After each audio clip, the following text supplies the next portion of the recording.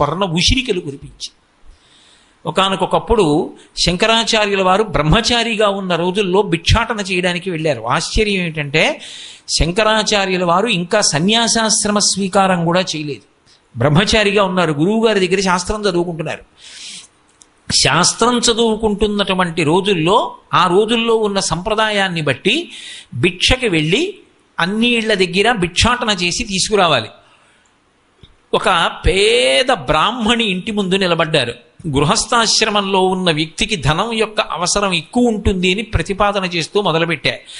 బ్రహ్మచారి సన్యాసి ఇద్దరూ కూడా గృహస్థు యొక్క ఇంటి ముందు నిలబడి భిక్ష అడుగుతారు. అసలు గృహస్థాశ్రమంలో ఉన్నది ఎందుకు అంటే ప్రధానంగా 3 పనులు చేయడానికి. బ్రహ్మచారికి సన్యాసికి భిక్ష పెట్టడానికి, ఇంటికొచ్చినటువంటి అతిథిని ఆదరించడానికి, 3 రుణములు తీర్చుకోవడానికి. ఇవి 3 ప్రధాన ప్రయోజనాలు గృహస్థాశ్రమానికి.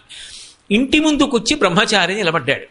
బ్రహ్మచారి నిలబడి భవతి భిక్షాందేహి అన్నాడు. ఎవరు ఆ వచ్చినవాడు? సామాన్యుడు కాడు. కైలాస శంకరుడు కాలడి శంకరుడిగా వచ్చాడు. ఆ శంకర భగవత్పాదులు ఇంకా సన్యాసాశ్రమ స్వీకారం కూడా చెయ్యకముందు విద్యార్థిగా ఉన్న రోజులలో ఆయన భిక్షాటనకి వెళ్ళి ఉన్నప్పుడు ఆయన తేజస్సు ఎలా ఉండి ఉంటుందో మీరు ఆలోచన చేయండి. కాషాయం బట్ట కట్టుకుని వెడుతుంటేనే ఏకవస్త్రధారి అయ్యి అలా ఉంటారే, ఇక బ్రహ్మచారిగా నడిచి వెడుతుంటే నిజంగా శుంభుండో పయోజభౌడో చండాంశుడో వహ్నియో దంభాకారత వచ్చకాక ధరణిం ధాత్రీచురుండెవ్వడి శుంభక్యోతనుడి పయోజభౌడంచున్ విస్మయభ్రాంతులై సంభాషించిరి బ్రహ్మచారిగని తత్సభ్యుల్ రహస్యంబునన్ అంటారు. వామనమూర్తిని చూసి దేవతలందరూ కూడా బలిచక్రవర్తి యొక్క యజ్ఞమంటపంలో మాట్లాడుకున్న ఘట్టం గురించి పోతన గారు. అలా శంకరులు బ్రహ్మచారిగా నడిచి వెడుతుంటే ఎంత అందంగా ఉన్నారో. వెళ్ళి ఆ పేద బ్రాహ్మణి ఇంటి ముందు నిలబడ్డారు. అది ద్వాదశి. ఆయన ఉంచవృత్తిలో ఉన్నాడు. ఆ రోజుకి దొరికిందా అన్నం, దొరకలేదా లేదు.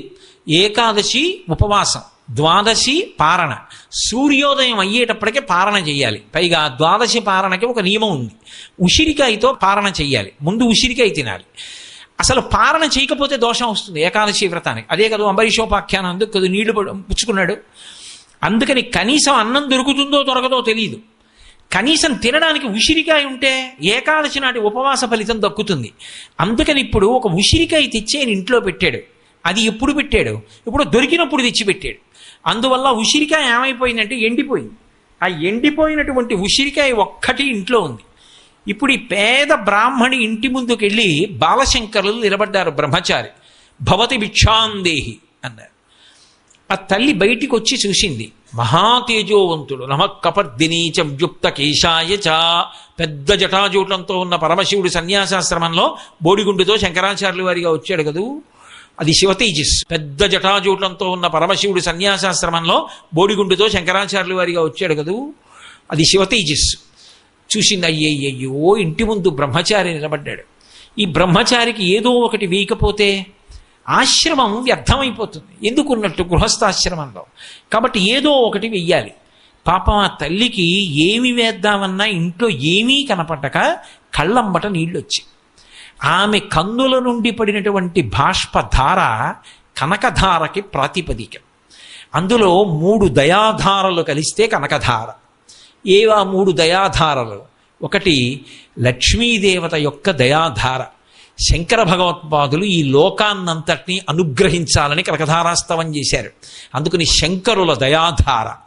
అయ్యో, బ్రహ్మచారి వచ్చాడు, ఏదో ఒకటి పెట్టాలనుకున్నటువంటి ఆ పిచ్చి తల్లి పేద బ్రాహ్మణి యొక్క దయాధార. 3 ధారల యొక్క పేమిక కనకధార. అప్పుడు ఆ తల్లి కన్నుల నీరు పెట్టుకుంది. అయ్యో, ఏమివ్వడానికి లేదే, ఉన్నదొక్క ఉసిరికాయ. ఇప్పుడు ఆ ఉసిరికాయ కానీ ఇచ్చేస్తే, భర్త రిక్తహస్తాలతో ఇంటికి వస్తే ద్వాదశి పారణ కూడా జరగదు. అయినా బ్రహ్మచారిని రిక్తహస్తాలతో పంపించడం కన్నా ఈ ఉసిరికాయ అతనికి ఇచ్చేయడం మంచిది అనుకుని గబగబా ఉసిరికాయ తెచ్చి ఆయన జోలులో వేసేసి. శంకరులు గమనించారు. ఆమె పేదరికాన్ని, ఆమె కళ్ళలో నీళ్లని చూశారు. వెంటనే ఆయన లక్ష్మీదేవిని ఉద్దేశించి స్తోత్రం చేశారు.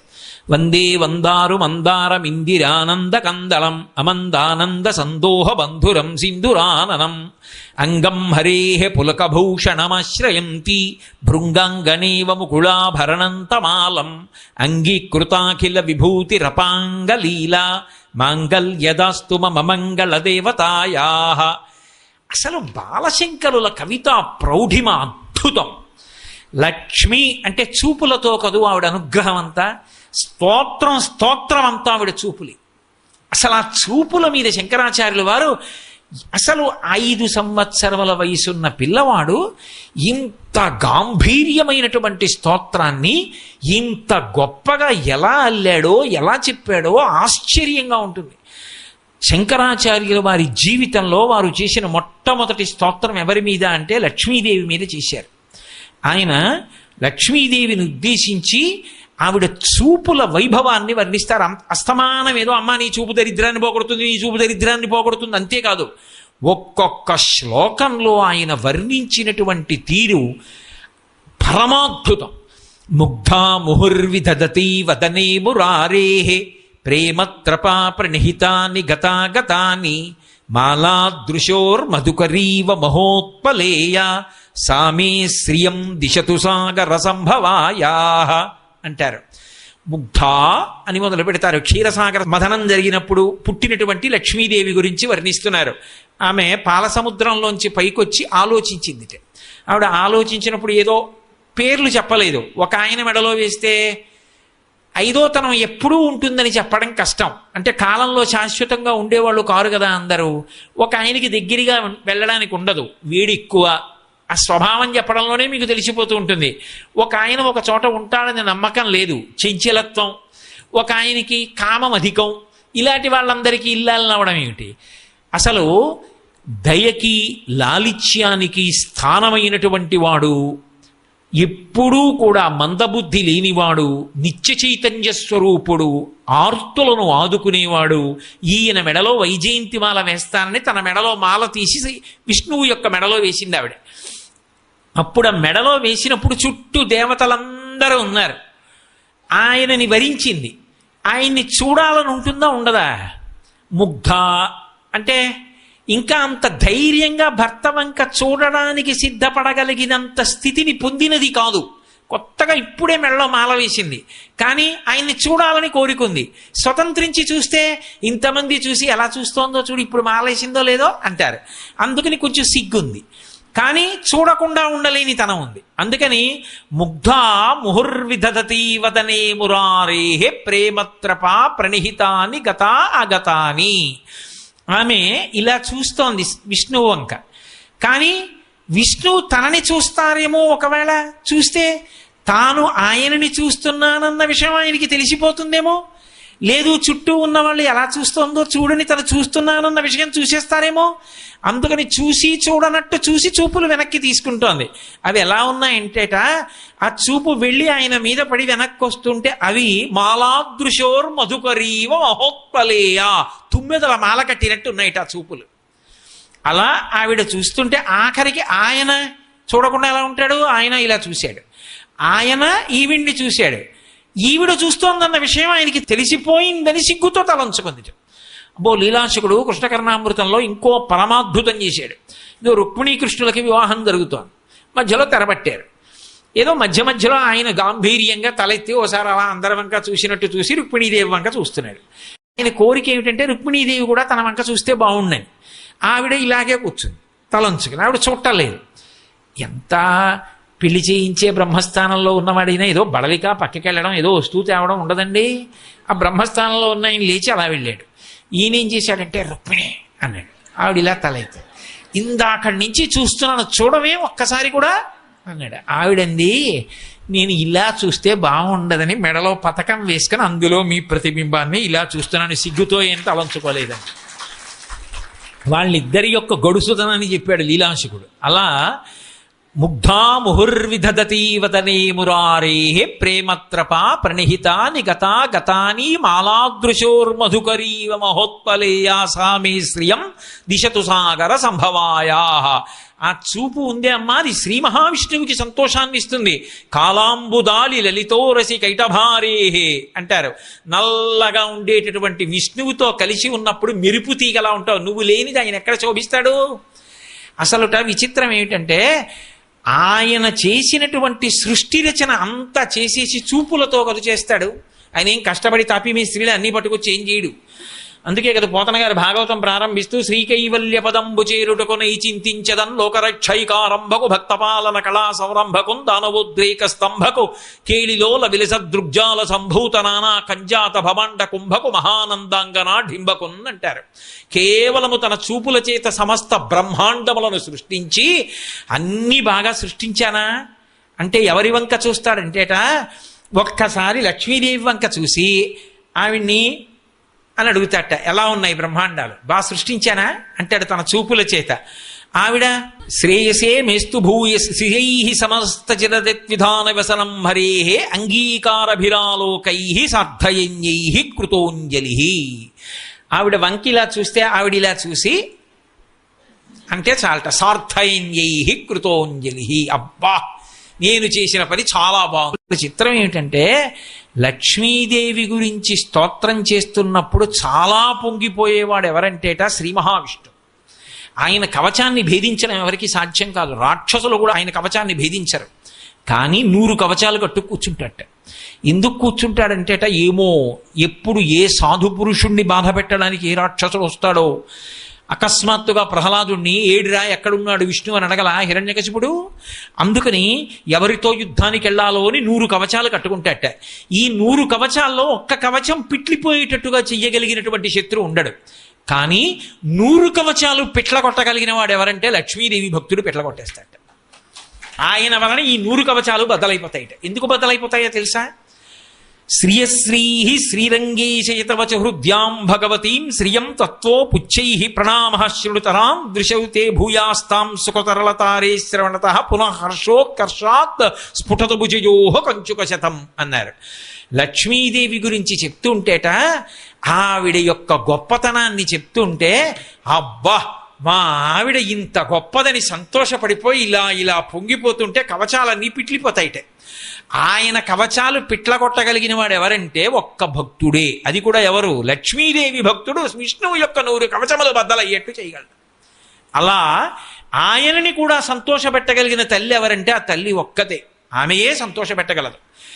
అటువంటి తల్లివి అమ్మా, నువ్వు ఈ బ్రాహ్మణి వెనక్కి రండి. శంకర భగవత్పాదులు చేస్తున్న కనకధార. వృద్ధ బ్రాహ్మణి, పేద బ్రాహ్మణి, ఈమెకి ఎందుచేతమ్మా ఇంత కష్టపెట్టావు? నువ్వు దయాస్వరూపిణివి కదా, అపారమైన ప్రేమ కదా, లోకమాతవి కదా, ఎందుకమ్మా ఈవిడికి ఐశ్వర్యం ఇవ్వవు? ఎందుకమ్మా కడుపు నిండా అన్నం ఇవ్వవు? అడిగితే లక్ష్మీదేవి కనపడి చెప్పింది, శంకరా ఇవ్వడం కుదరదు. ఈమె గత జన్మలో ఇలా పెట్టినది లేదు. ఇంత ఉంటే అది ఎంతైనా కానీ ఇంత పుణ్యం కనీసం ఆ భక్తితో ఒప్పుకోలు ఉంటే చాలు. శ్రీశైలేజు భజింతునో యభౌ కాంచీనాథు సేవింతునో కాశీవల్లభు కల్వబోధన మహాకాళేషు సేవింతునో నా శీలం బడువైన మేరువణుచున్ రక్షింపవే నీ కృపా శ్రీ శృంగార విలాసహాసముల చేసి కాళహస్తీశ్వర అంటాడు ధూర్జటి. అలా చిన్న పుణ్యం చేసింది లేదు, ఎలా ఇవ్వమంటావు ఐశ్వర్యం? పెట్టింది లేదు కాబట్టి ఇప్పుడు నేను పెట్టడానికి అవకాశం లేదు, దరిద్రం అనుభవించవలసింది. కర్మ సిద్ధాంతానికి ప్రాణం పోశారు శంకర భగవత్పాదులు. అక్కడ చేసుకున్నది లేని నాడు అనుభవించడానికి అవకాశం ఉండదు.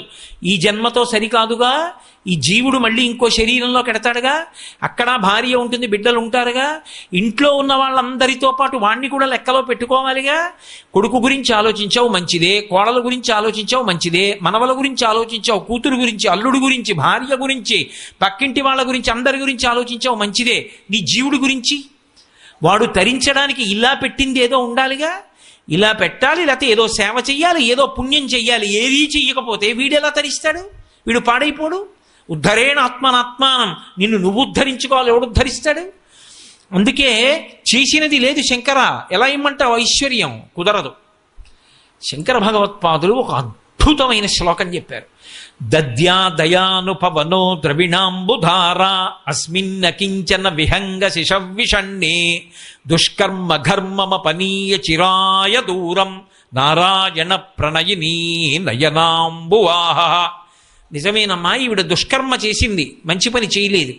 కానీ నువ్వు నయనాంబువాహ, నీ కంటి చూపు అనేటటువంటి మేఘం చేత, గాలి చేత ఈమె దుష్కర్మ అనేటటువంటి వేడిని దూరంగా తొలగగొట్టి అమ్మా ఈమెకి ద్రవిణాంబుధార, అదే కనకధార. అంబుధార అంటే మేఘము నుంచి పడేటటువంటి వర్షం. ఏ వర్షం పడాలి? ద్రవిణాంబుధార. ఈవిడికి బంగారు వర్షం కురిపించమ్మా, అనుగ్రహించమ్మా ఈవిడ్ని. ఎందుకు ఇవ్వాలంటావా అమ్మా? ద్వాదశి ఉన్నదొక్క ఉసిరికై. అయ్యో, ఇంటి ముందు బ్రహ్మచారి నిలబడ్డాడు అని చెప్పి ఏమీ ఇవ్వకపోతే గృహస్థాశ్రమం యొక్క ప్రధాన ప్రయోజనమే పాడైపోతోందని తెచ్చి నా చేతిలో వేసేసింది కదమ్మా. అంటే శృతి ప్రమాణాన్ని అంగీకరించి తెచ్చి వేసింది కదమ్మా. అంటే నీ ఎందు భక్తి ఉన్నది కదమ్మా. ఎప్పుడో తప్పు చేసిందంటావే, ఇప్పుడు నా చేతిలో వేసిన ఉసిరిక ఆయన అడ్డు పెట్టి ఇవ్వలేవా? పైగా అమ్మా, లోకంలో మమ్మల్ని తల్లి తండ్రి అని పిలుస్తారు. మాకు లక్షణం ఉంది. ఎంత గడుసుతనం అండి శంకరులది. దద్యా దయాను పవనో ద్రవిణాంబుధారా అస్మిన్న కించన విహంగ శిశం విషణ్ణే. ఆమె పక్షి కాదమ్మా, పక్షి పిల్ల అంటున్నారు. అది ఏ పక్షి? సాధక పక్షి. సాధక పక్షికో లక్షణం ఉంటుంది, దానికి కంఠం కింద కన్నం ఉంటుంది. మనం ఏమన్నా దాని కంఠంలో పోసే ప్రయత్నం చేసామనుకోండి, కంఠంలోంచి కారిపోతుంది. దానికి కడుపు నిండాలంటే ఒకే ఒక్క మార్గం ఉంటుంది. మేఘం వచ్చి మేఘంలోంచి వర్షం పడాలి. పడితే అది ఆకాశంలో ఎగురుతూ వంకరగా తిప్పి తానే పుచ్చుకుంటుంది. పుచ్చుకున్నప్పుడు ఏమవుతుందంటే అది లోపలికి జారుతుంది. అది ఒక్క వర్షధార చేత పోషింపబడాలి తప్ప అది ఏ కారణం చేత కూడా ఇతరులు పోషించడం సాధ్యం కాదు. వాడో వీడో ఇస్తే పోయే దరిద్రం కాదమ్మా, చేసినటువంటి పాపకర్మ పోగొట్టి నువ్వు అనుగ్రహించాలి.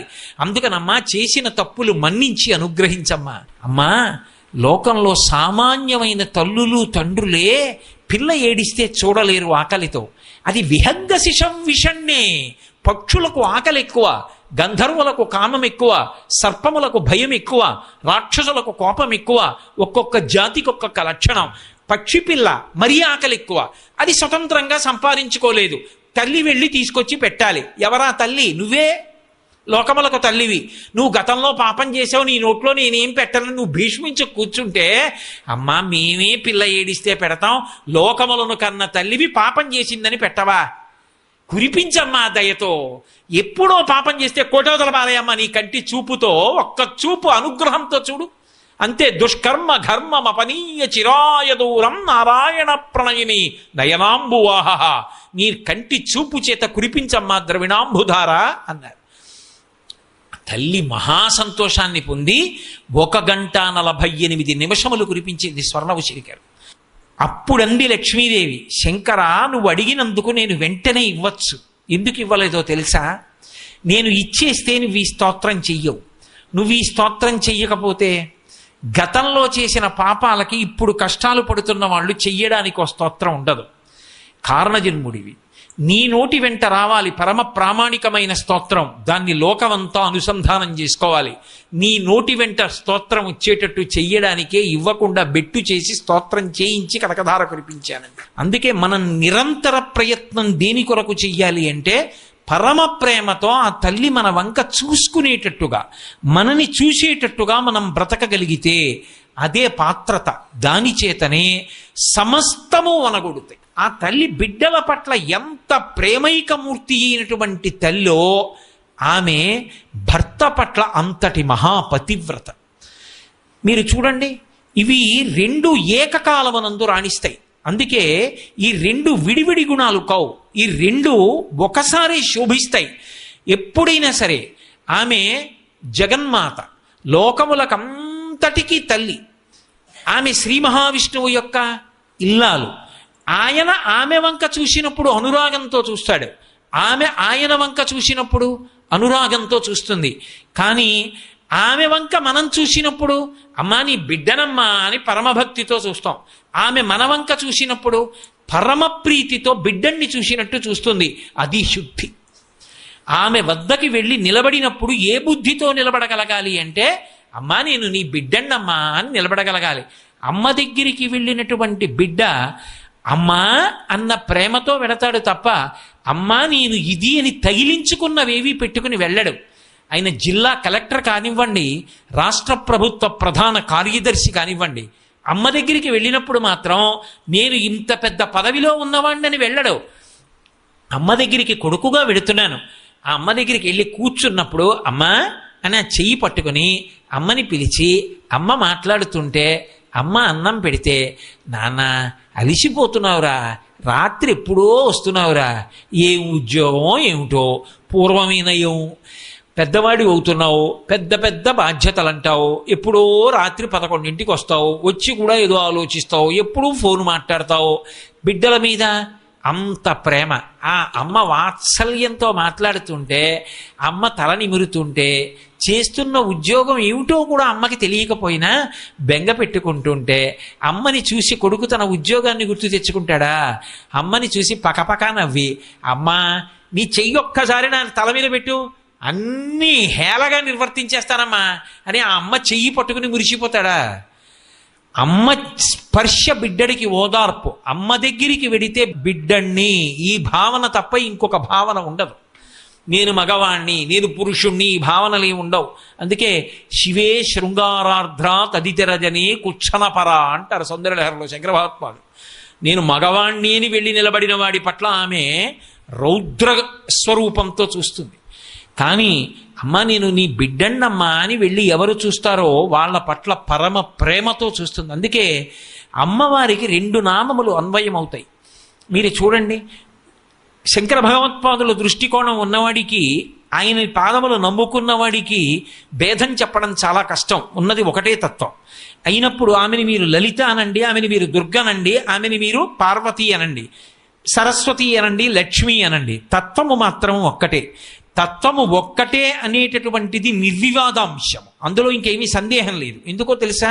అగ్ని పరీక్ష ఎక్కడ అంటే శంకర భగవత్పాదులు కనకధారాస్తవం చేస్తూ లక్ష్మీదేవిని కేవలం శ్రీ మహావిష్ణువు యొక్క ఇల్లాలనలేదు.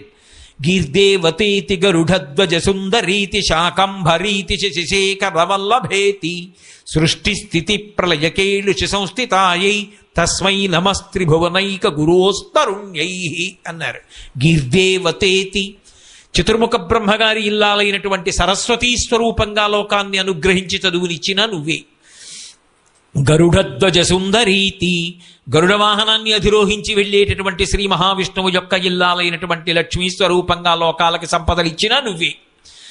గరుడధ్వజ సుందరీతి శాకంభరీతి శశిశేఖర వల్లభేతి జటాజూటంలో అర్ధచంద్రరేఖ ధరించినటువంటి పరమశివుని యొక్క ఇల్లాలైనటువంటి పార్వతీ స్వరూపంతో శక్తిని కల్పించిన నువ్వే. అప్పుడు సృష్టిశక్తి, స్థితిశక్తి, ప్రళయశక్తి 3 అయిపోయాయి. మరి మళ్ళీ శాకంభరీతి ఎందుకు? ప్రత్యేకం శాకంబరి ఎందుకు చెప్పాలి శంకరాచార్యులు వారు? ఏదో సృష్టించడమో, నిలబెట్టడమో, లయం చేయడమో కాదు. ముందు చాలా అకస్మాత్తుగా కించిత్ ఆలస్యం లేకుండా ఆవిడకి అన్నం పెట్టాలమ్మా. అన్నం కూడా లేదు.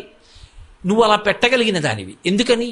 ఒకప్పుడు లోకాలన్నీ తల్లడిల్లిపోయాయి. దుర్గమాసురుడు అనేటటువంటి రాక్షసుడు చేసినటువంటి ప్రయత్నం వల్ల బ్రాహ్మణులు వేదాలు మర్చిపోయి యజ్ఞయాగాది క్రతువులు లేకపోతే, దేవతలు వర్షం కురిపించకపోతే, అన్నం, కాయలు, కూరలు ఏమీ దొరకకపోతే జంతువులు కూడా పడిపోయి ఎక్కడ చూసినా కడేబరాలే. వేదాలు మర్చిపోయారు బ్రాహ్మణులందరూ. వాళ్ళు మరిచిపోవాలని అడిగాడు వరం దుర్గమాసుడు.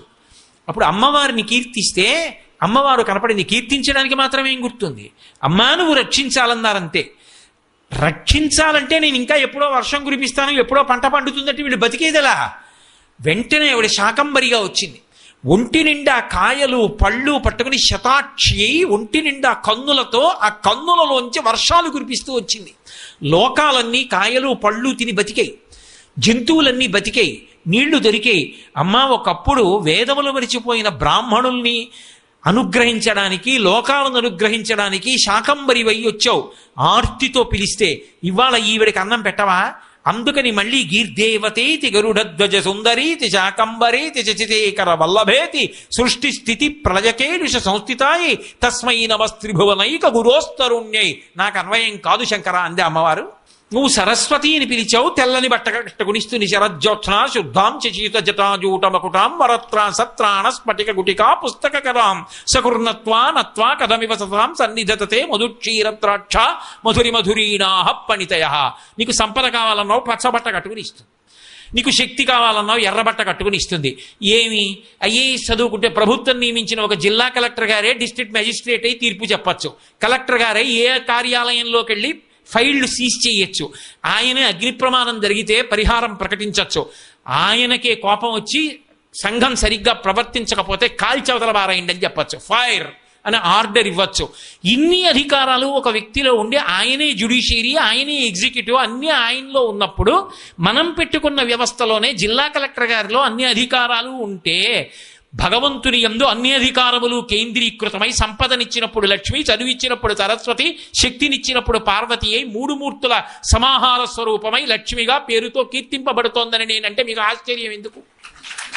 శంకర భగవత్పాదుల స్తోత్రానికి లక్ష్మీదేవి అంగీకరించి కనకధార కురిపించాలి. కాబట్టి ఆ తల్లి దయామయి. అందుకే 2 నామముల చేత తత్వము కీర్తింపబడుతుంది. శివకామ సుందరి, నేను ఇందాక అన్నాను కదా, తత్వము మాట్లాడుతున్నాను నేను, పేరు కాదు అక్కడ. శివకామ సుందరి అంటే శివునికి ఇల్లాలు కాబట్టి శివుడు కామంతో చూస్తాడు పార్వతీదేవిని. కానీ మనకి అఖిలాండేశ్వరి, లోకములకు తల్లి. మీరు లక్ష్మీదేవి నామాలు అమరకోశంలో చూడండి, లోకమాత, ఇందిరా అని ఉంటుంది. ఆమె మనందరినీ కన్న తల్లి, ఆమె శ్రీ మహావిష్ణువు యొక్క ఇల్లాలు కాబట్టి వాళ్ళు లోకానికి తల్లిదండ్రులు. అందుకే కాళిదాస మహాకవి వాగర్ధ వివ సంపృక్తవు వాగర్ధ ప్రతిపత్తయే జగత పితరవు వందే పార్వతీ పరమేశ్వరవు అన్నాడు, అభేదం పాటించాడు. పార్వతీ పరమేశ్వరవు అని మీరంటే పార్వతీ పరమేశ్వరులు, పార్వతీప రమేశ్వరవు అంటే పార్వతీ పరమేశ్వరులు లక్ష్మీనారాయణులు కూడా. అదేంటంటే పార్వతీప అనొచ్చా అంటే సంస్కృత భాషలో మర్యాద ఉంది. నృప అన్నాను అనుకోండి, నరపతి అని ప అని ఒక్కటి వేస్తే నృప అంటే నరులకు పతి అయిపోయిందా లేదా? పార్వతీప, పార్వతీదేవి యొక్క పతి, రమేశ్వరవు, రమ అంటే లక్ష్మీదేవి, లక్ష్మీదేవి యొక్క ఈశ్వరుడు శ్రీ మహావిష్ణువు. ఇప్పుడు అందులో పార్వతీ పరమేశ్వరవు అన్నారనుకోండి పార్వతీ పరమేశ్వరులు, పార్వతీప రమేశ్వరవు అన్నారనుకోండి పార్వతీ పరమేశ్వరులు లక్ష్మీనారాయణులు. ఇద్దరుగా ఉన్న ఒక్కటి మనసులో అనుకుని పార్వతీ పరమేశ్వరవు, ఇద్దరికీ నమస్కారం అన్వయమై. కాళిదాసు మహాకవి నిరూపణం చేయలే. కాబట్టి ఆ తల్లి లోకములకొందరినీ కన్న తల్లి. ఆమె యొక్క భర్త పట్ల మహాపతివ్రత, ఆయన గీసిన గీత దాటదు, అనుగమిస్తుంది ఆయన్ని. ఆమె ఏ పని చేసినా ఏ అవతారంలో ఉన్నా ఆయన కీర్తి నిలబెట్టడం ఒక్కటే ఆవిడికి కావాలి. అందుకే మీరు చూడండి, ఇంత సర్వశక్తిమంతురాలై పతివ్రతా ధర్మాన్ని ఎన్నడూ విననాడదు. అందుకే గజ్జె చెప్తే లక్ష్మీ స్తోత్రానికి నిత్యాన పాయనీ అంటారు. ఆయనని విడిచిపెట్టి ఉండేటటువంటి లక్షణము కాదు. దాశరథీ శతకం చేస్తూ గోపరాజు గారు శ్రీ రఘురామచారు తులసీదలధామ చమక్షమాది శృంగార గుణాభిరామ త్రిజగన్నుత శౌర్య రమాలలామ దుర్వారక బంధ రక్షత విరామ జగజ్జన కల్మషర్ణవోత్తారక రామ భద్రగిరి దశరథీ కరుణాపయోనిధి అని రామచంద్రమూర్తిని కీర్తించి శ్రీరమ సీతగాక నిజసేవక బృందము వీర వైష్ణవాచార జనంబుగాక విరజానది గౌతమిగాక వికుంఠమున్నారయ భద్రశైల శిఖరాగ్రముగాక వసించు చేతనోద్ధారకుడైన విష్ణుడవు దాశరథి కరుణాపయోనిధి అంటాడు. శ్రీరమ సీతగాగా ఆ లక్ష్మీదేవియే సీతమ్మగా వచ్చింది. ఆయన రాముడిగా వస్తే ఆవిడ వెంటనే సీతామహాసాధ్విగా భూమి మీదకి వస్తుంది. అదే స్వామి పరిపూర్ణావతారంగా కృష్ణుడిగా వస్తే ఆవిడ రుక్మిణీదేవిగా వస్తుంది. అందుకే రుక్మిణీ కళ్యాణం పూర్తి చేస్తూ పోతన గారు అంటారు, అనఘ ఆదిలక్ష్మి అయిన రుక్మిణితోడ క్రీడ సల్పుచున్న కృష్ణు చూచి పట్టణంబులోని ప్రజలుల్లసిల్లిరి ప్రీతులగుచు ముక్త భీతులగుచు అంటారు. ఆ అనగా ఆదిలక్ష్మి అయిన రుక్మిణితోడ, ఆదిలక్ష్మి అయినటువంటి రుక్మిణితో పరిపూర్ణావతారమైనటువంటి కృష్ణ భగవానుడు కలిసి కూర్చునుంటే లోకములలో ఉండేటటువంటి భీతి అంతా పోయి ఆ లక్ష్మీనారాయణులు పరిపాలనలో కూర్చునుంటే అందరూ సుఖ సంతోషములను పొందారు. శ్రీమన్నారాయణుడు అయ్యాడు. కాబట్టి ఆమె ఆయనను విడిచిపెట్టదు, ఎప్పుడూ అనుగమిస్తుంది. ఎంత అనుగమిస్తుందో తెలుసా? అందులో చమత్కారం ఉంది. ఆయన బ్రహ్మచారిగా వస్తే అప్పుడు అనుగమిస్తుందా? బ్రహ్మచారికి పక్కన భార్య ఎలా ఉంటుంది? ఒకప్పుడు వామనమూర్తిగా వచ్చాడు, వామనమూర్తిగా వచ్చినప్పుడు పక్కన భార్య ఎలా ఉంటుంది? కానీ ఆయన వామనమూర్తిగా వెళ్ళాడు కదా అని ఆవిడ నమస్కారం చేయకుండా ఉండదు. ఇప్పుడు బ్రహ్మచారిగా అవతారం, కానీ తత్వత ఆయన విష్ణువు, నిత్యానపాయని వదలదు. వామనమూర్తి పాదాన్ని చాపితే కడిగి దానం చెయ్యాలి. రమ్మా మానవ కొత్తమ లెమ్మా నీ వంచితు లేదనకిత్తున్ చెమ్మ అడుగుల ఇటురా నిమ్మా కడుగంగవలయు నీటికి తడయం. బంగారు పళ్ళెంలో పాదాలు పెట్టబోయి కడుగుతానన్నాడు. ఆ పాదం పెడితే వింజావడి నీళ్లు పోస్తుంటే కాళ్ళు కడుగుతుంటే ఆ బ్రహ్మచారిగా వచ్చినటువంటి వామనమూర్తి యొక్క పాదం మీద లక్ష్మీదేవి యొక్క లలాటమునందుండేటటువంటి కస్తూరి తిలకపు ముద్ర కనబడింది అని చెప్పారు పోతన గారు.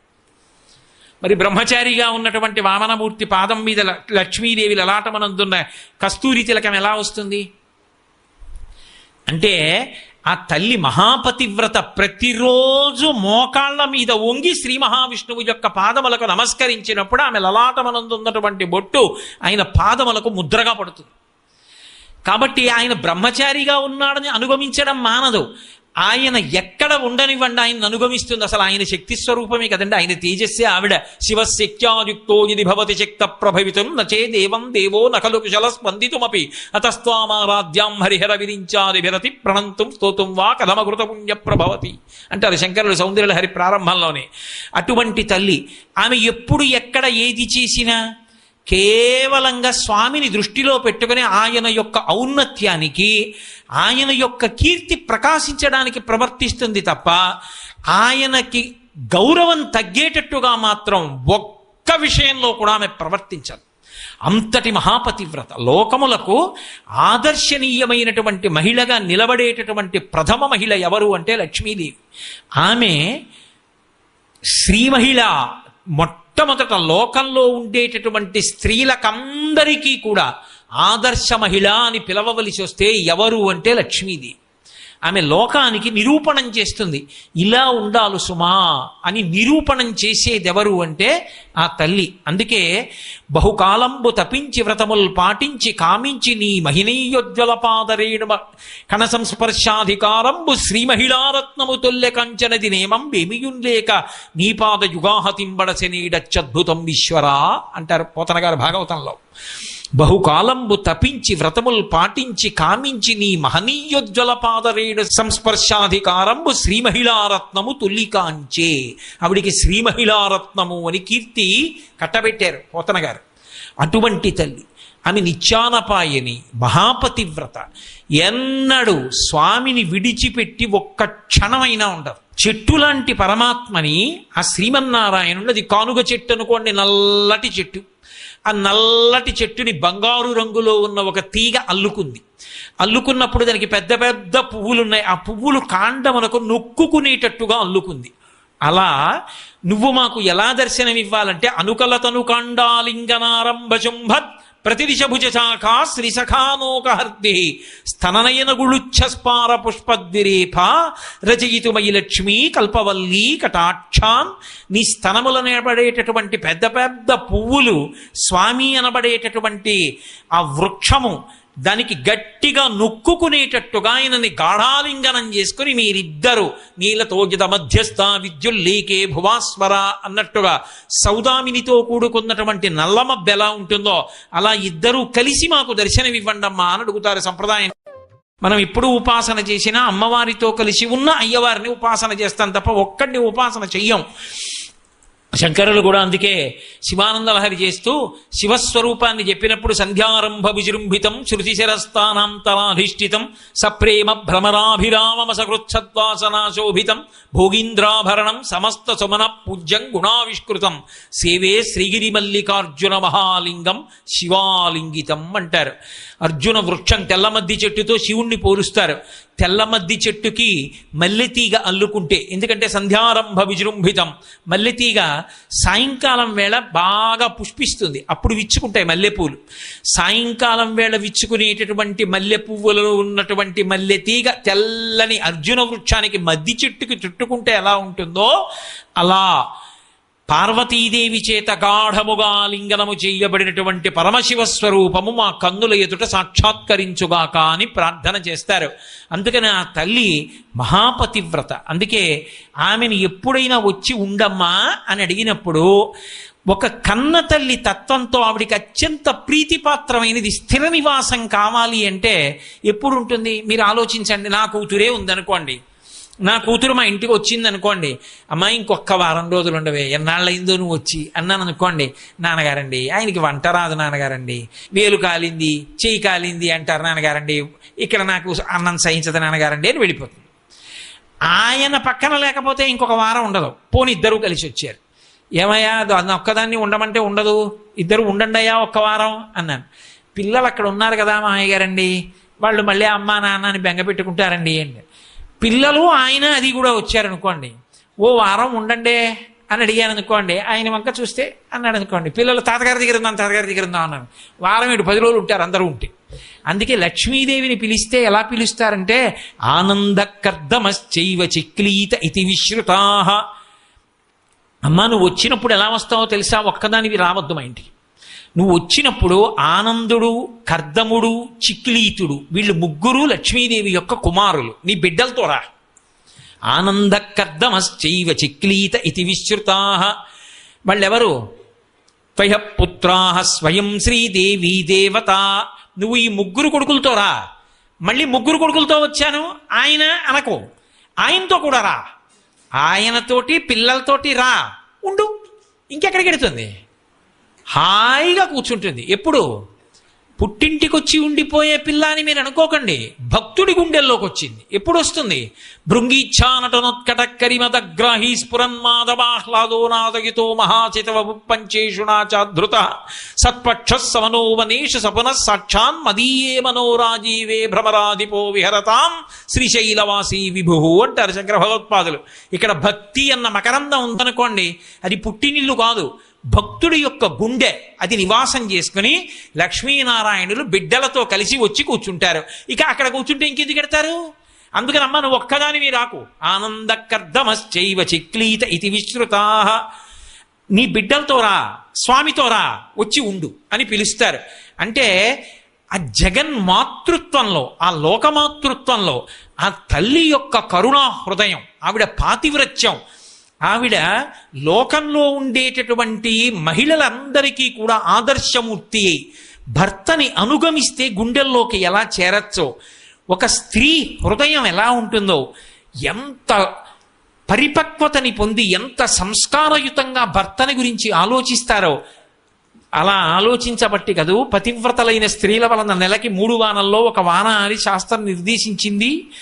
అది ఆ తల్లి యొక్క వైభవం, లక్ష్మీ తత్వం. అందుకే ఎక్కడ లక్ష్మీదేవి ఉంటుంది అంటే ఎక్కడ భార్యాభర్తలు పిల్లలు పరమ ప్రేమగా ఉంటారో, కర్తవ్యత నిష్ఠతో ఉంటారో, ఆ తల్లిని తండ్రిని చూసేటప్పటికే ఆదర్శం కావాలి. ఒక్కటే పరీక్ష, ఈ పని చేస్తే మా నాన్నగారు ముఖం చూస్తారా, మా నాన్నగారు ఒప్పుకుంటారా? ఒప్పుకోరు. కొడుకు సంధ్యావందనం ఊళ్ళో వాళ్ళ కోసం కాదు చేయవలసింది, నాన్నగారు సంధ్యావందనం చేయకపోతే ఒప్పుకుంటారా? పంచె కట్టుకోవడం రాకపోతే నాన్నగారు ఒప్పుకుంటారా? ఎవరి కోసం కట్టుకోవాలి అంటే నాన్నగారు చెప్పక్కర్లేదు, నాన్నగారు ఒప్పుకోరు.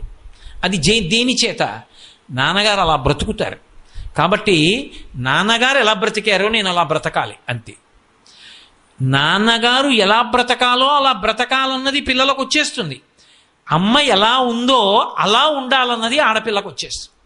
మీరు చూడండి, ఇంటికొచ్చిన వాళ్ళని ఆదరించడం అన్నది ఎప్పుడు వస్తుంది? ఇద్దరి వల్లనే వస్తుంది. మొట్టమొదట పుట్టింట్లో రావాలి.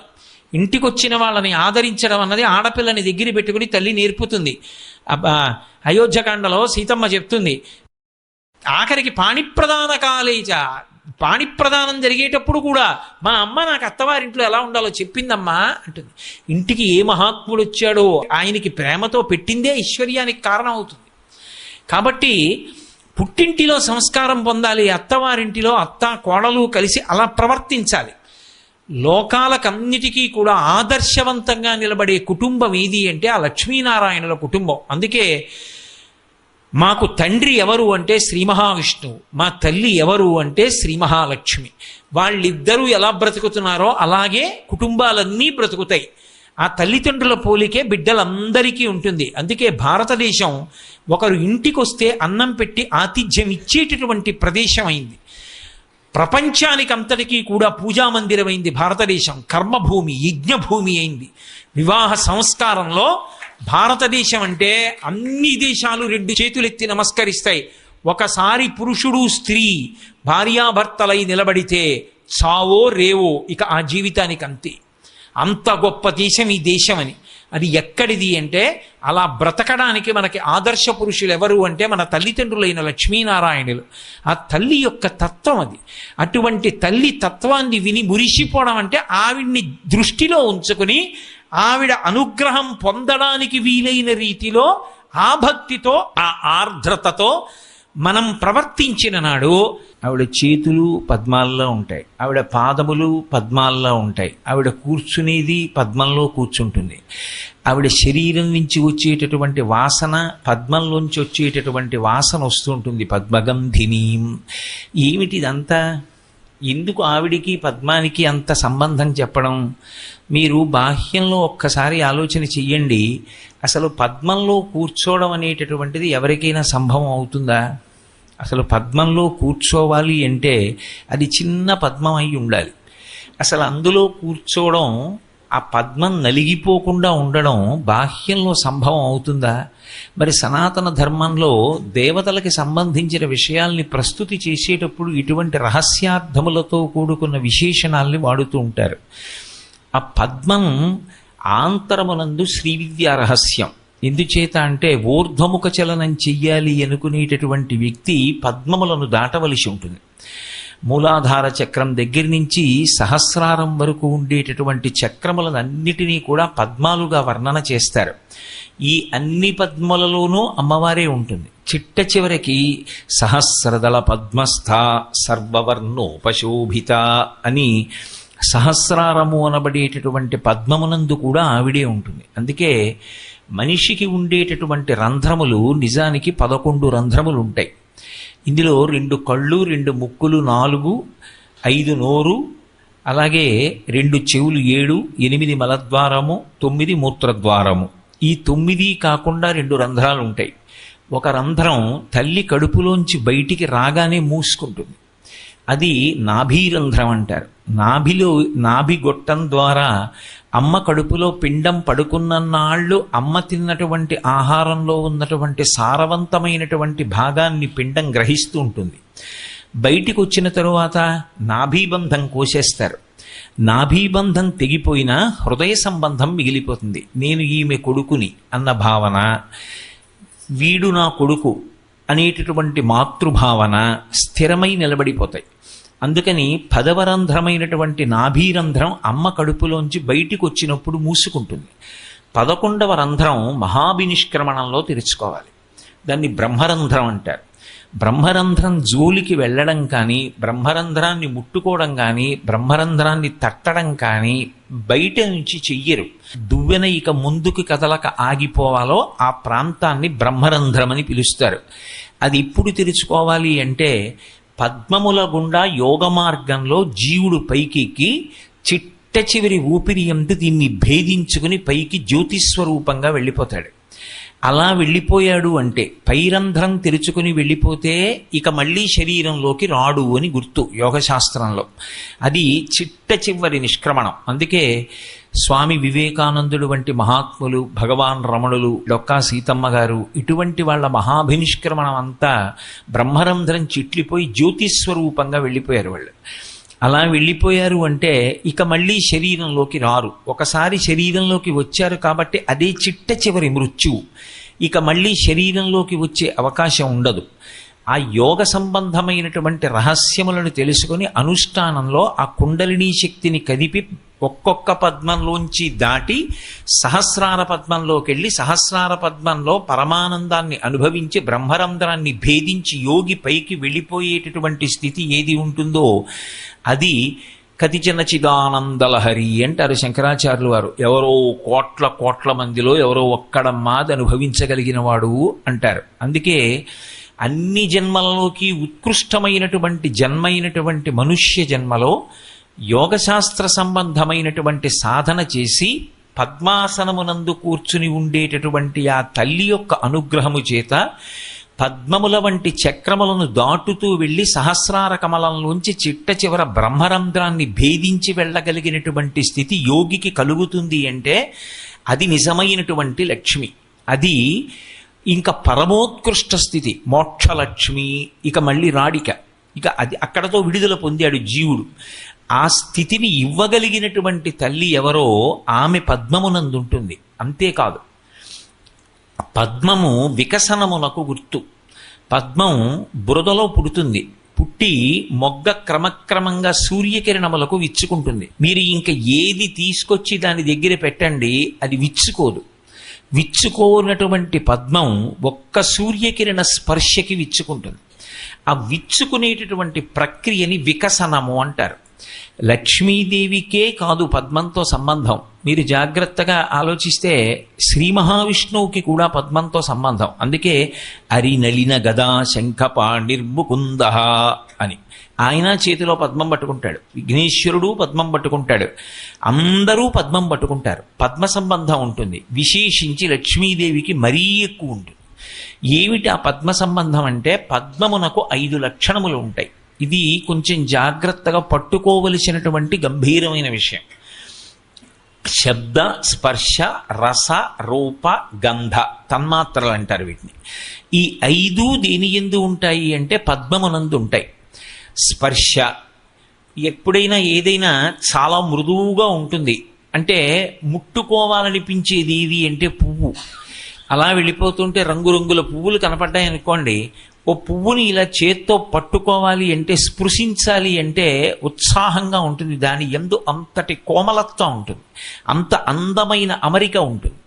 అందుకని స్పర్శ పువ్వుకుంటుంది. అలాగే రస, దాని యందు తేనె ఉంటుంది.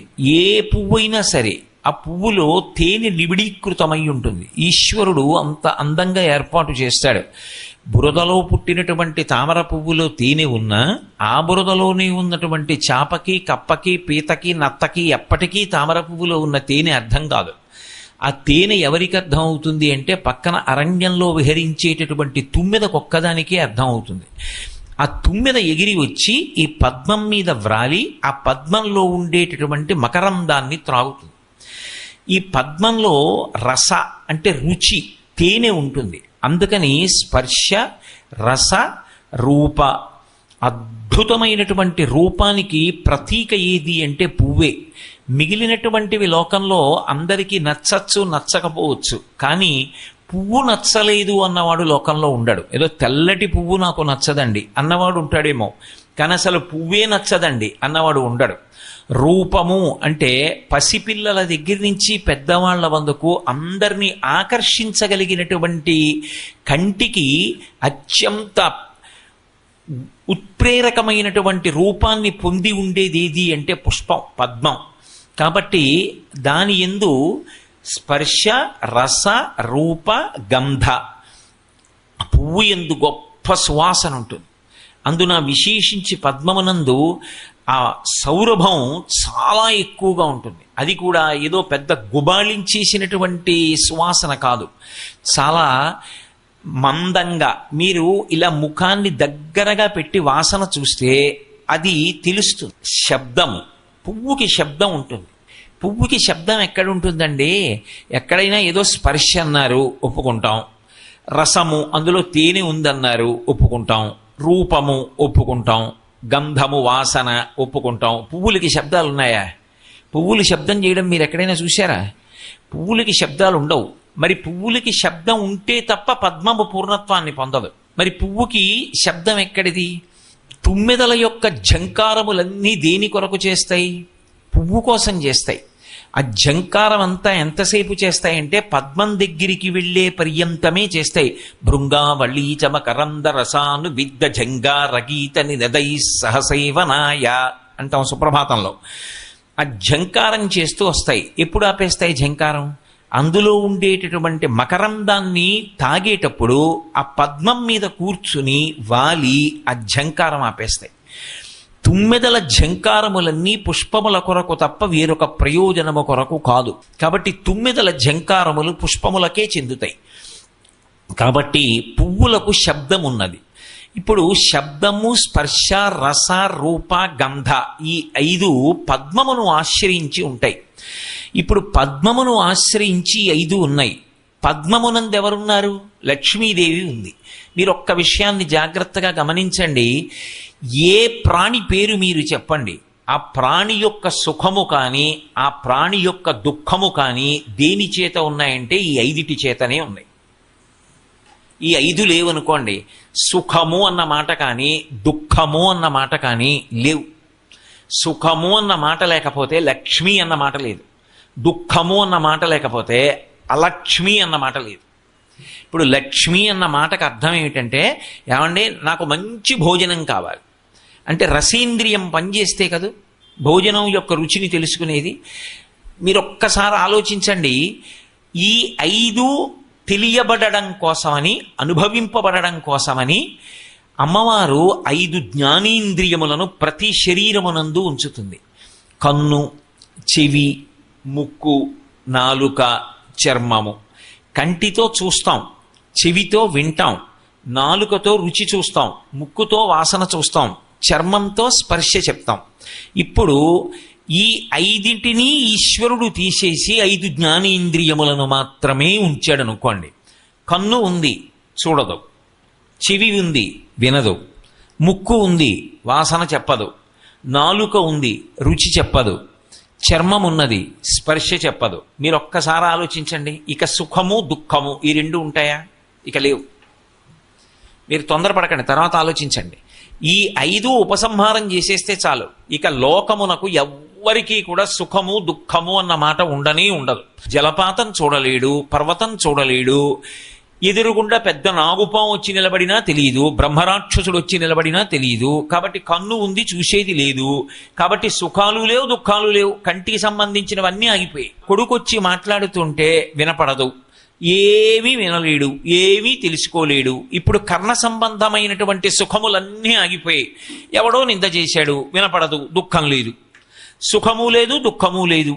ముక్కుంది, అక్కడ కుక్క కళేబరం ఉండి దుర్వాసన వచ్చినా చెప్పదు, మల్లెపూల మించి సువాసన వచ్చినా చెప్పదు. సువాసన లేదు, దుర్గంధము లేదు. నాలుగుంది, దాని మీదకి తీసుకొచ్చో నిప్పు కడిక పెట్టినా దానికి తెలియదు. తిరుపతి లడ్డూ తీసుకొచ్చి దాని మీద పెట్టినా దానికి తెలియదు, అది రుచి చెప్పదు. స్పర్శేంద్రియం ఉంది, దీని మీదకొచ్చి ముళ్ళకంప గీరుకున్నా చెప్పదు. భార్య పరమ ప్రేమతో ముట్టుకున్నా చెప్పదు. ఇప్పుడు సుఖము దుఃఖము ఈ రెండు ఎక్కడున్నాయి నాకు చెప్పండి? అసలు లేవు, ఆగిపోతాయి. సుఖము అన్నది ఒకటి ఉందని తెలిస్తే కదా అడగడం. నాకు మంచి భోజనం కావాలి ఎప్పుడు అడుగుతారు? నాలుకకి రుచి చెప్పే శక్తి ఉంటే. నాలుక రుచి చెప్తే నాకు ఈ మధుర పదార్థం కావాలండి, ఇది చాలా కారంగా ఉంది, నాకు వద్దండి అంటారు. అసలు నాలుకలు రుచి చెప్పకపోతే ఇక వండుకు తినడం అన్న సుఖం ఎక్కడుంది లోకంలో? ఈ సుఖము కానీ దుఃఖములు కానీ దేన్ని ఆశ్రయించి ఉన్నాయంటే ఈ 5 జ్ఞానేంద్రియములను ఆశ్రయించి శబ్దస్పర్శ రసరూప గంధములుగా ఉన్నాయి. ఈ 5 కూడా దేన్ని ఎందున్నాయి? పద్మమునందున్నాయి. ఆ పద్మమునందు ఆవిడ కూర్చుంటుందన్న మాటకు అర్థం ఏమిటంటే, ఈ లోకమునకు వికసనమును కల్పించి సమస్త ప్రాణుల యందు 5 జ్ఞానేంద్రియముల నుంచి 5 జ్ఞానేంద్రియములకు శబ్దస్పర్శ రసరూప గంధములనేటటువంటి తన్మాత్రలు పెట్టి ఇన్ని సుఖములను అనుభవింపచేస్తున్న తల్లి ఆవిడే. ఇన్ని సుఖాలు ఆవిడ అనుగ్రహం చేత వచ్చాయి. ఇన్ని ప్రాణుల్ని సృజించిన తల్లి ఎవరు అంటే ఆవిడే. ఆవిడ సృజిస్తోంది ఈ ప్రాణులనన్నిటినీ కూడా. అందుకే వికసనం అంటారు. వికసనము అంటే క్రమక్రమంగా విచ్చుకుంటుంది, అంతేకాని అకస్మాత్తుగా ఇలా విచ్చుకోదు. ఈ లోకములను ఆవిడ సృష్టించినప్పుడు అలా సృష్టిస్తుంది. అందుకే చేతిలో పద్మం పట్టుకుంటుంది, ఒక్కొక్కసారి మొగ్గ ఉంటుంది. ఏది ఎలా విచ్చుకోవాలో అందులో సృష్టి యందు అయోమయం ఉండదు. ఈ మాట మీరు చాలా జాగ్రత్తగా గుర్తుపెట్టుకోవాలి. అయోమయము అన్న మాట మనుష్యుడు సృష్టించుకున్నాడు తప్ప ఈశ్వరుని యొక్క సృష్టిలో అయోమయమన్న మాటకు తావు లేదు. సమస్య ఇది మనిషి సృష్టించుకున్నాడు. సమస్య ఈశ్వరుడి సృష్టిలోనిది సమస్య కానే కాదు. ఎందుకో తెలుసా? వేదాంతంలో ఒక మాట ఉంది, చిజ్జడ గ్రంథి అంటారు. శరీరములకన్నిటికీ పేరు ఏమిటంటే చిజ్జడ గ్రంథులు. ఒకటి జడం, ఇది తనంత తానుగా జడం, ఇది అలాగే ఉంటుంది. ఇందులోంచి చైతన్యం బయటికి వెళ్ళిపోయింది అనుకోండి, ఈ శరీరం అలాగే ఉంటుంది. కానీ ఇందులో చిత్తు లేదు, కాబట్టి ఇది ఇక ఉండడానికి వీలు లేదు ఇంట్లో అని తీసుకెళ్లి కొడుకు అగ్ని సంస్కారం చేసేస్తాడు. చిత్ ఆ చైతన్యము దీనితో కలిసి లోపల ప్రవహిస్తోందనుకోండి, అంతటా తల నుంచి అరికాలు వరకు ఆ చైతన్యం ఆవహించి ఉందనుకోండి, అది లక్ష్మి అంటే. ఆవహించి ఉందనుకోండి, ఇప్పుడు ఆ రెండూ కలిపి గ్రంథి, గ్రంథి అంటే ముడి, ఈ చిత్తు ఈ జడము కలిస్తే ఏమవుతుందంటే ఇది పనిచేస్తుంది. ఇది పని చేయడం మొదలు పెడితే ఏమవుతుందంటే దీనితో అద్భుతాలు జరుగుతాయి. ఏ అద్భుతాలు జరుగుతాయి అంటారేమో, ఈ శరీరంతో చేసినటువంటి పుణ్యకర్మల యొక్క ఫలితంగా ఇక మళ్ళీ మనుష్య శరీరంలోకి రాకుండా దేవతా శరీరంలోకి వెళ్ళిపోతాడు. స్వర్గలోకంలో దేవతాది పదవులు పొందుతారు. అందుకే శతక్రతుమివాసీనం నాగరాజస్య మూర్ధని అంటారు రామాయణంలో. 100 యజ్ఞములు చేసిన వాడు ఇంద్ర పదవి పొందుతాడు. 100 యజ్ఞములు చేయడానికి శరీరం కావాలా? ఇది ఉంటేనైనా చేయడం. కాబట్టి శరీరం ఉన్నది. శరీరము అని నేను అన్నప్పుడు చిజ్జడ గ్రంథి, చైతన్యము శరీరము రెండూ కలిసి ఉన్నాయి.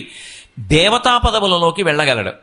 ఈ శరీరాన్ని సక్రమంగా వాడలేదు, కేవలంగా తన ప్రయోజనం కొరకు మాత్రమే వాడుకున్నాడు స్వార్థంతో. కొంతకాలం అయ్యాక ఇది పడిపోయింది. కోట్ల జన్మలు తిరియక్కుగా నేల మీద పడిపోతాడు. అంటే భూమికి అడ్డంగా వెన్నుపా ఉండి అడ్డంగానే పెరుగుతుంది తప్ప నిలువుగా పెరగదు. తిరియక్కు అయిపోతాడు. ఇప్పుడు కర్మాధికారం ఉండదు. కాదు, నాకు ఈశ్వర పుణ్యము వద్దు పాపము వద్దు, నీవు ఎలా బ్రతకమని చెప్పావో నేను అలా బ్రతుకుతానంతే. అది దేని కొరకు? నీ ప్రీతి కొరకు. అలాగని ఏ ఫలితం ఆశించడు. నాకు దీని వలన ఏ ఫలితం వద్దు. నేను మీకు చింతపండు ఇచ్చి గిన్నె తోమమన్నాను అనుకోండి, మీరు గిన్నె తోమారు. ఇప్పుడు కొత్తగా మెరుపు తాలేదు, మెరుపుకి అడ్డొచ్చిన మలినం తొలగిపోయింది. కానీ చింతపండు చారు పెట్టుకోవడానికి పనికిరాదు, గిన్నె తోమారు కాబట్టి. కానీ మీరు ఆ చింతపండు చారు పెట్టుకుందామంటే దాంతో గిన్నె తోమకూడదు. మీకు పుణ్యం కావాలి, దానివల్ల కొంత సుఖం ఉత్తర జన్మలలో పొందుదామనుకుంటే ఆ పుణ్యం ఇక చిత్తశుద్ధికి పనికిరాదు. పాత్రశుద్ధికి దాన్ని వాడుకోవాలి అనుకుంటే అది సుఖంగా అనుభవంలోకి వచ్చే అవకాశం. మీకు పుణ్యం కావాలి, దానివల్ల కొంత సుఖం ఉత్తర జన్మలలో పొందుదామనుకుంటే ఆ పుణ్యం ఇక చిత్తశుద్ధికి పనికిరాదు. పాత్రశుద్ధికి దాన్ని వాడుకోవాలి అనుకుంటే అది సుఖంగా అనుభవంలోకి వచ్చే అవకాశం. ఇప్పుడు చిత్తశుద్ధికి పనికొచ్చింది అనుకోండి, కొత్తగా మెరుపు తేలేదు, మెరుపుకు అడ్డొచ్చిన మకిలిపోయింది. అలా ఈ శరీరంతో చేసినటువంటి పుణ్యకర్మల వలన మాలిన్యాన్ని పోగొట్టుకుని పాత్రత పొంది, పాత్రత వలన జ్ఞానమును పొందితే జ్ఞానము కైవల్యమునకు కారణమయ్యి ఇక పునరావృత్తి రహితమైనటువంటి స్థితికి వెళ్ళిపోతాడు. కాబట్టి ఇప్పుడు ఒక్క మనుష్య ప్రాణి అచ్చిజ్జడ గ్రంథి అయి ఈ జ్ఞానేంద్రియములతో కర్మేంద్రియములతో కలిసి ఇతర ప్రాణులు ఏవి దేవతలు కూడా సాధించలేనివి. ఎందుకంటే దేవతలకి కర్మాధికారం లేదు, దేవతలు యజ్ఞయాగాది క్రతువులు చేయకూడదు. అందుకే క్షిణే పుణ్యే మర్త్యలోకం విశంతి, వాళ్ళ పుణ్యం అయిపోతే మళ్ళీ ఈ లోకంలోకి వచ్చి పడిపోతారు. కానీ మనిషి ఇక మళ్ళీ పుట్టవలసిన అవసరం లేని మోక్షం వరకు వెళ్ళిపోతాడు. ఇది ఆవిడ యొక్క అనుగ్రహం. ఆవిడ వికసనమునందు ఒక్కొక్క ప్రాణియందు ఒక్కొక్క స్థితిని ఉంచుతుంది. అందరికీ అన్ని అధికారాలు ఉండవు, అందరికీ అన్ని రకాలైనటువంటి కష్టాలు ఉండవు. ఒక్కొక్క దాంతో పోలిస్తే ఒక్కొక్కరి కష్టం తక్కువ, ఒక్కొక్కరి యందు ఒక్కొక్క విభూతి పెడుతుంది ఆవిడ. అది లక్ష్మి సృష్టి వికసనము అన్న మాటకు అర్థం. ఇప్పుడు ఇందులో మీరు ఒకటి గమనించాలి, చిత్తుకి ఏమీ అక్కర్లేదు, ఎప్పుడూ చైతన్యం అలాగే ఉంటుంది. దానికి ఆకలి ఉండదు, దాహం ఉండదు చైతన్యానికి. దీనికి షడూర్ములు ఉంటాయి. దీనికి ఆకలి, దప్పిక, శోకము, మోహము, జర, మరణము అనేటటువంటి 6 ఊర్ములు ఉంటాయి, బాధలు. ఇప్పుడు దీనికి ఆకలి వేసింది, ఆకలి వేస్తే దీనికి అన్నం ఉండాలా? వికసనము అన్న మాటకు అర్థం ఏమిటంటే నన్ను సృష్టించే ముందు నేను తినవలసిన పదార్థాన్ని సృష్టించి నన్ను సృష్టిస్తుంది ఆవిడ. ఇన్ని కోట్ల మంది ఉండనివ్వండి, నాకు తినడానికి లేదన్న మాట అనవలసిన అవసరం ఆవిడ కల్పించదు. ఎన్ని ప్రాణులు ఉండనివ్వండి, అందులో కొన్ని మాంసాహారులు ఉంటాయి, మాంసాహారం తినే ప్రాణులకి నాకు మాంసం దొరకట్లేదనేటటువంటి అగత్యం ఉండదు. అరణ్యంలో అన్ని ప్రాణుల్ని సృష్టించి మాంసాహారులు తినడానికి అవకాశం కల్పిస్తుంది. శాకాహారులకి తినడానికి అంత శాకాహారం కల్పిస్తుంది. ఏ ప్రాణి తినడానికి కావలసిన పదార్థాన్ని ఆ ప్రాణి పుట్టడానికి ముందు సృజించి సిద్ధం చేస్తుంది. ఒక వ్యక్తి కడుపున జన్మించే ముందు విశ్వకర్మ మనుస్త్వష్టాస్తవిష్టస్థవిరోధ్రువ అని ఆ పోలికలు రావడం కానీ, ఆ వాసన బలం తెచ్చుకోవడం కానీ, గత జన్మలలో చేసినటువంటి కర్మల యొక్క విశేష జ్ఞాపకంలో ఉండడం కానీ అలా ఉంటుంది. ఒక తల్లికి 2 కవల పిల్లలు పుట్టారనుకోండి, ఆ కవల పిల్లల్లో మగపిల్లవాడు అలా చిన్నతనంలో వెళ్ళిపోతూ ఎదురుగుండా శంకరాచార్యుల వారి యొక్క మూర్తి కనపడితే ఎవ్వరూ చెప్పకుండా 2 చేతులు ఎత్తి నమస్కారం పెడతాడు. ఒక పిల్ల పక్కనే ఉన్నటువంటి ఊయల ఎక్కి ఊగుతుంది తప్ప శంకరాచార్యుల వారికి నమస్కారం చేయదు. ఇద్దరు ఒక తల్లి కడుపులోంచి కొద్ది క్షణాల తేడాలోనేగా బయటికి వచ్చారు. మరి వాడికున్న సంస్కారం పిల్లకి ఎందుకు రాలేదు అంటే వాసనాబలం. వాడు గత జన్మలలో శాంకర వాంగ్మయాన్ని చదువుకున్నాడు. వాడికి శంకరాచార్యుల వారి మీద ఉన్న భక్తి అటువంటిది. వాడు తెచ్చుకున్నాడు ఆ వాసన. ఆ పిల్లకి భోగములయందు అనురక్తి, ఆ పిల్లకి ఊయల ఊగడంలో ఉన్న అనురక్తి శంకర భగవత్పాదులకి నమస్కారం చేయడంలో రాలేదు. వాసన బలం అలా వస్తుంది జీవుడితో పాటు.